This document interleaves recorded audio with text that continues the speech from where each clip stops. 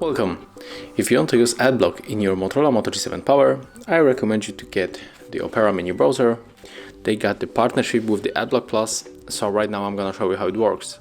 So let's go for the Play Store, tap on search, type Opera Mini and install this application. If you do, just open it.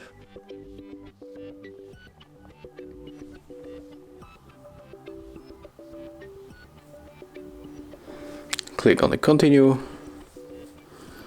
and then allow and continue. So right now, okay, we can customize our Opera, but just click on the OK, and maybe we can enter this website.